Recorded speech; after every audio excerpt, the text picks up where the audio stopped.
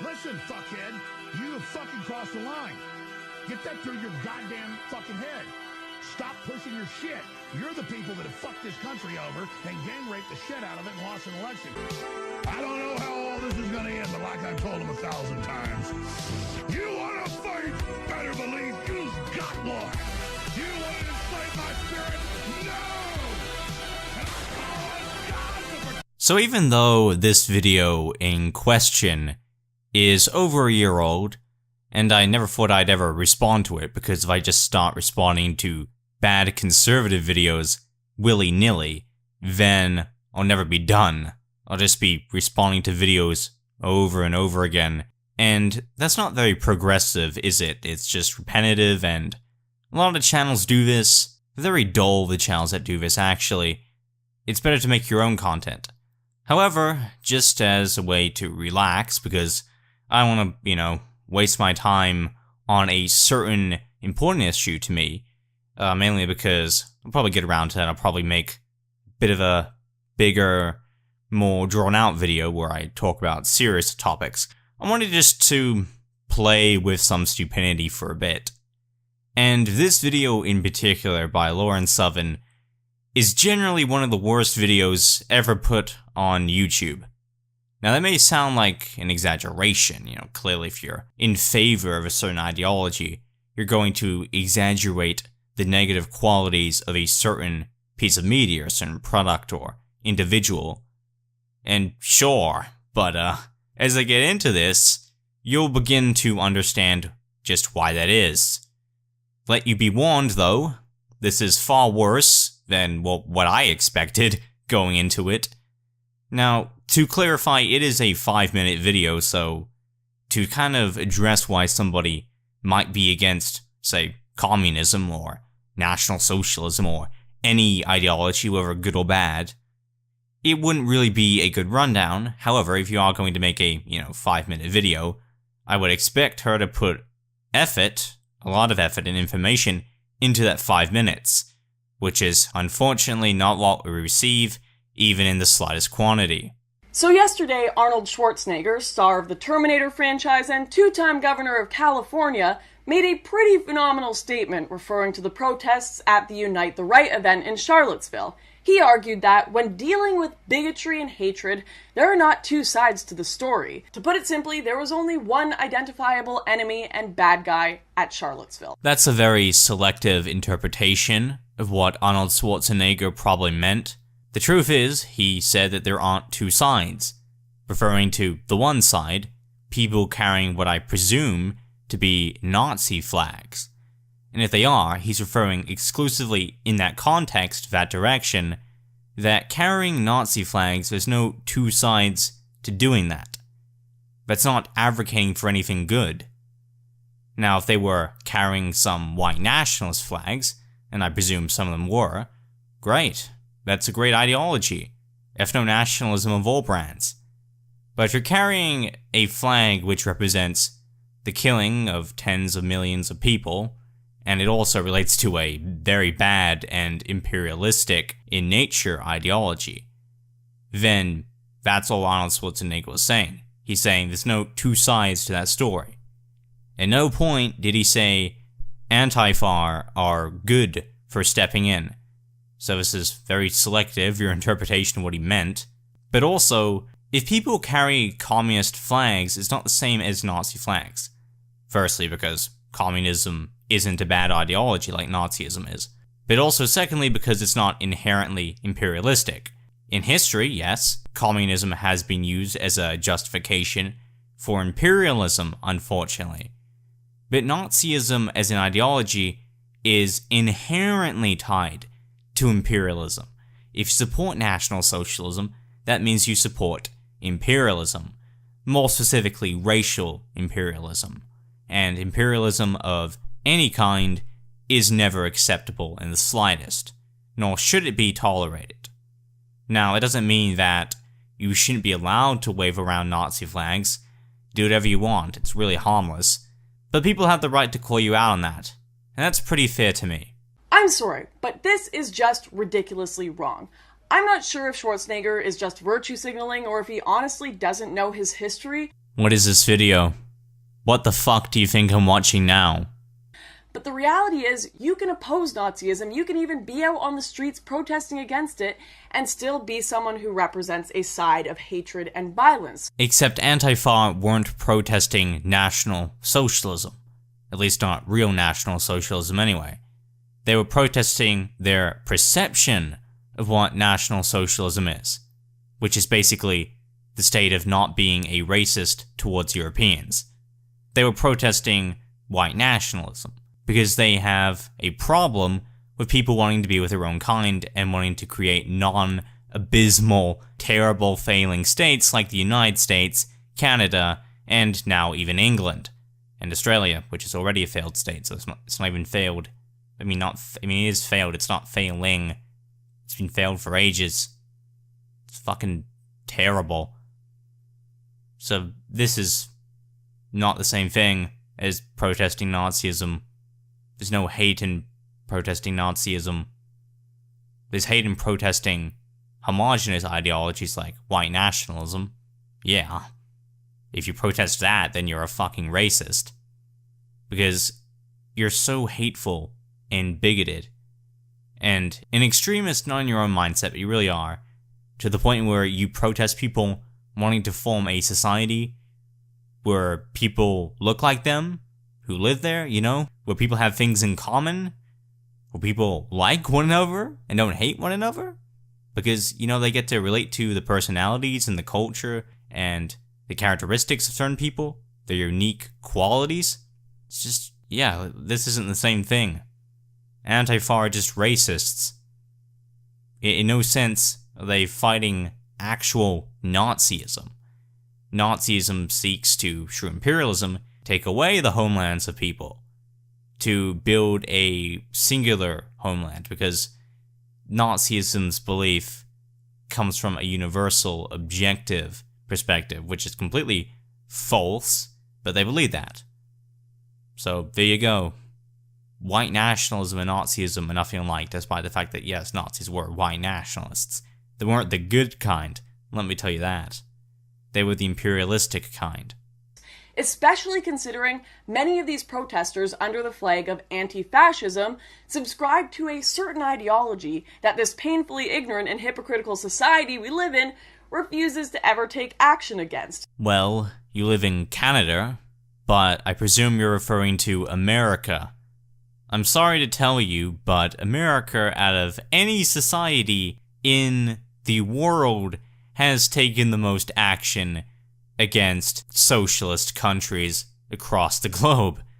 Very much action, to the point of killing tens of millions of innocent civilians and destroying entire governments and imperialism, true imperialism, taking over countries and interfering with them, despite the fact that these countries never even touched the United States, didn't even threaten the United States. That's not something to be proud of. That's disgusting. That would be communism.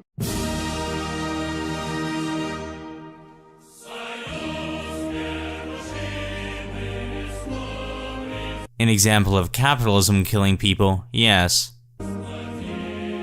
Individuals executed because they went against the country's imperialism, presuming this is the USSR. Nothing to do with communism as a system, or even an ideology for that matter. Under socialism or communism would be far less working hours, there would be no wage labor, believe it or not. The only people that would be working to provide for the common good, the community, would be people that actually enjoy working, which could suffice nicely for any civilization. Seeing so little work actually needs to be done, but the reason it is in capitalist societies is only so the private owners can grow rich and make heaps of money by profiting off of people that don't even need to be working, just so they can have more money in their pockets. For fuck's sake. Yet another example of capitalism. Pol Pot wasn't killing capitalists, was he? Or was he? Oh, I don't know. Yeah, not an example of communism. Neither in system nor ideology. Also, if I might ask, why are you bringing these things up anyway? No socialist living today, or at the very least, the vast majority of socialists and communists, don't even support these atrocities, which were mainly perpetrated by capitalism, but nonetheless, what's your point? I'll give you a few examples of what actually condoning one side really looks like.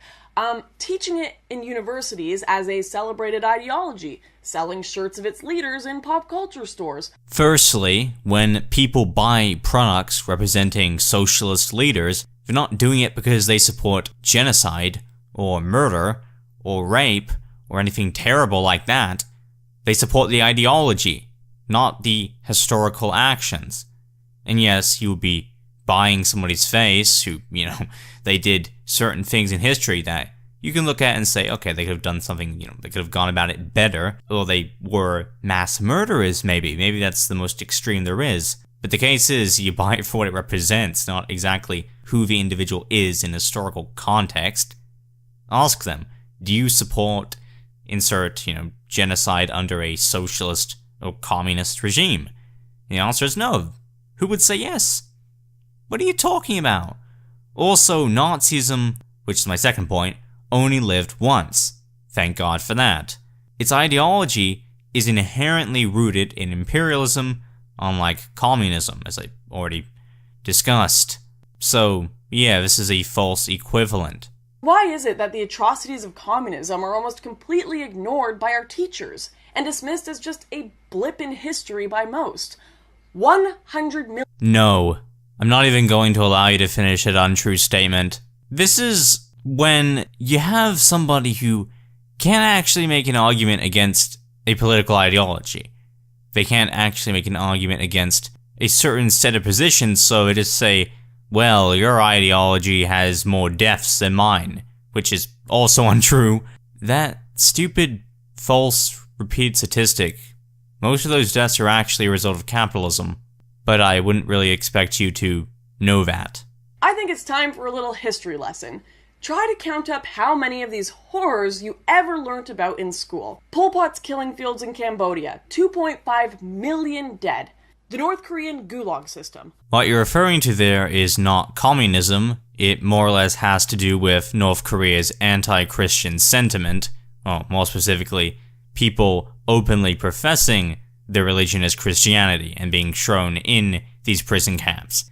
And yes, you could say atheist extremism is a byproduct of communism, but not inherently. It just happens to be that these people are willing to reject the hierarchy of a god, of a fictional spiritual ruler that people make up to make themselves feel better, when in reality it actually makes their lives more miserable because they have to follow strict, nonsensical laws.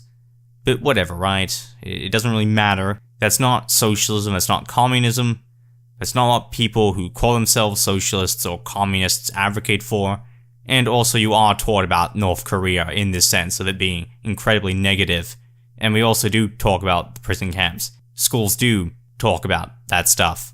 This isn't glossed over. I don't know what you learned, but maybe you're a bit old. Us young folks, we heard too much about North Korea, honestly. And it was just the most stereotypical painting and depiction of North Korea. It wasn't interesting or provocative, or it wasn't two-sided at all. You thought you were about giving, two sides to each story? See a lot of hypocrisy in the same video. The Great Chinese Famine under Mao Zedong. 36 million people starved to death. The Holodomor famine in Soviet Ukraine. Between 7 to 10 million dead after food was withheld from them. So I don't even have to say anything. You literally just proved my point that capitalism was responsible for all of this. I didn't even need to point out why it was capitalism, because you did it unintentionally. You did it for me, Lauren. You did it for me. Yes, because food, water, shelter, heating, clothes, these things were withheld from the general population because the private owners controlled the means of production, and they got to control the distribution of who received what and who didn't. If the workers held the means of production, none of this would have happened, and that was not what happened, unfortunately. So all these tens of millions of people that have died, you've just, holy fucking shit. Jesus Christ. I didn't have to say anything. You're doing my work for me. Holy fucking shit. See, this is because you don't understand what capitalism and communism even are, so of course you wouldn't be able to recognize that capitalism is responsible for all this death and destruction. Which pains me to say, why are you making this video?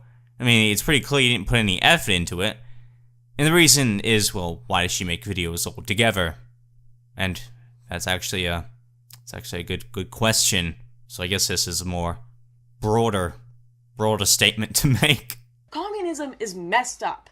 Every single time someone has tried to implement a Marxist utopia, millions of people suffer and die. No, this is a lie. During the Second Spanish Civil War, between the years 1931 to 1939, there was the Second Spanish Republic. And this wasn't a state socialist country. It was in relation to the Spanish Anarchists, also known as the Spanish Republicans, who branched off from the capitalist fascist faction of Spain that was currently under reconstruction to take over the entirety of the country of Spain. In the Second Spanish Republic, it was a libertarian socialist commune, meaning that the workers controlled the means of production for themselves. It wasn't the state which was in control of the economy, which owned the banks and which kept things in finance. No, it was the workers. It was entirely the proletariat who managed their own work and controlled their own workplaces. They were self-employed. There were no employers. There were no capitalists. There was no private property. Everybody shared the same items. This is because it was a public service society. It was an anarchist society as well. There was no hierarchy in this realm. There was no government, and there was no class structure. It was successful for the entirety of 8 years, and is an example of a successful socialist society. There was also the Paris Commune, which ruled Paris from 18th of March 1971 to 28th of March 1971 in the same year. It only lasted for 10 days, but that was not because it was failed, as it actually was very successful, being a socialist and revolutionary society. It failed because fascism took it over through, as you would expect, imperialism. The same way that the Second Spanish Republic was toppled by the fascisco-capitalist government. Moreover, human beings, for most of their existence, have actually been primitive communists, more specifically anarcho-communists. They were hunter-gatherers. They shared property equally. There was no private property. There was no bosses. They owned the means of production for themselves. Also, when living in close proximity to another person, you don't commit to economic trade, you share items. If you have a bond between a larger population, and that surfaces outside of a house or a little locality, then yes, you will successfully achieve communism. The reason this is not the case is because people are greedy and some people want more than others. They want to be at the top of a capitalist pyramid. They want a class structure because they want to own more than they need. And this is what creates capitalism, and this is what creates death and destruction, as I already pointed out. I'm not sure if young college students, the media, and half of the West today are ignorant, just trying to be edgy, or if they genuinely are just awful people, but I think this might be a self-projection of what you actually think about yourself. Really hoping it's ignorance, because no one in their right mind should be celebrating the actions of communists, let alone identifying as one or defending them. Can you please explain in your own words what your problem with communism is? Also, nobody's supporting or defending the actions of atrocities committed under the name of communism, even though most of the time these self-proclaimed communist atrocities, and I mean self-proclaimed by conservatives, are actually a result of capitalism. But whatever, just tuck that underneath a little sleeve or blanket table or whatever. I don't give a fuck, honestly. What is your actual criticism of communism? It's just, well, there are these people who did some bad things in the past, which didn't even come down to the ideology of communism, who just happened to be communists, okay? And that's it. You're just going to dismiss that. I could say the same about capitalism and never debunk capitalism, never actually go into the issues that capitalism causes. I could just say, well, capitalism has killed billions of people since its birth, so, that's why capitalism was bad. Well, it's not really much of an argument, because I would have to explain how, and I would also have to go into detail as in why it can't work now, what are the alternatives. You understand my point. You are not entertaining the ideas of socialism or communism, you're just spitting in the face of people who have serious concerns for a better economy, and our current economic conditions are fucking horrible, and are made even more abysmal by people getting in the way of economic progress, such as people funding or campaigning for more public services, or trade unions, or a larger public sector. You can rage in the comments as much as you want about how, Lauren, it wasn't real communism.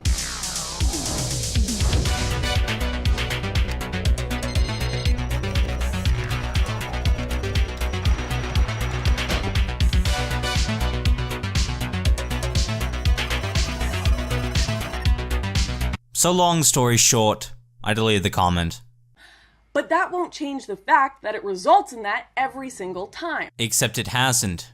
Also, there's never been a real communist country. Communism in a civilizational sense, on a large-scale sense, to a complete country has never been implemented. Not in the Soviet Union, not in China. At certain times in these countries' history, they were socialist, and thankfully, yes, that was true about their economy. And their economies would be far worse if they didn't have the public policies and the amount of people enrolled in the public sector that they did.